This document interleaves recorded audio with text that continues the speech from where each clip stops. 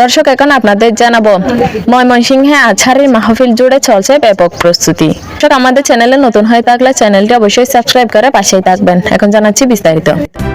Islamic আলোচক doctor Mizanur Rahman Azhari Cox's Bazar, Jessore, Lalmonirhat, Sylhet, Chittagong, Patuakhali ও ঢাকার নবাবগঞ্জের পর এবার ময়মনসিংহে মাহফিলে অংশ নিতে যাচ্ছেন। শনিবার দুপুরে নগরীর ঐতিহাসিক সার্কিট হাউস ময়দানে মাহফিলে বক্তব্য রাখবেন তিনি। এতে সভাপতিত্ব করবেন হাফেজ মাওলানা নুরুল ইসলাম। আয়োজকরা জানিয়েছেন মাহফিল উপলক্ষে 10 থেকে 15 লক্ষাধিক লোকের সমাগম ঘটতে পারে। এই জন্য সার্কিট হাউস মাঠ, জেলা স্কুল মাঠ, গভর্নমেন্ট ল্যাবরেটরি স্কুল মাঠ সহ উম্মেদ আলী মাঠ প্রস্তুত করা হচ্ছে। জেলা স্কুল হোস্টেল মাঠ শুধু নারীদের জন্য প্রস্তুত করা হয়েছে। এই মাঠ সহ বিভিন্ন পয়েন্ট 8 থেকে 10টি বড় পর্দার ব্যবস্থা রাখা হয়েছে।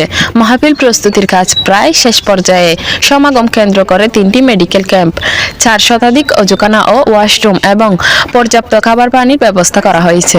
শহরের বাউন্ডারি এলাকার মোহাম্মদ আরাফাত হোসেন নামের এক তরুণ জানিয়েছেন, ওনার বয়ান শুনতে খুব ভালো লাগে। মাহফিলে হুজুরকে সরাসরি দেখতে পারবো, এই জন্য ভালো লাগছে।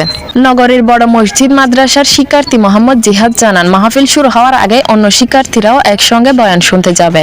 তাফসিরুল কোরআন মাহফিল বাস্তবায়ন কমিটির আহ্বায়ক মোহাম্মদ কামুল হাসান মিলন বলেন, ধারণা করছি 10 থেকে 15 লক্ষাধিক ধর্মপ্রাণ মুসল্লি মাহফিলে বয়ান শুনতে আসবেন। সে বিষয়ে মাথায় রেখে মাঠ প্রস্তুতের কাজ চলছে। আয়োজক আল ইসলাম ট্রাস্টের সদস্য মাহবুব রশিদ ফরাজি বলেন, এটি ময়মনসিংহের বিভাগীয় মাহফিল, জনসমাগম বাড়াতে যথেষ্ট প্রচারণা করা হয়েছে। Desk report NY Bangla news.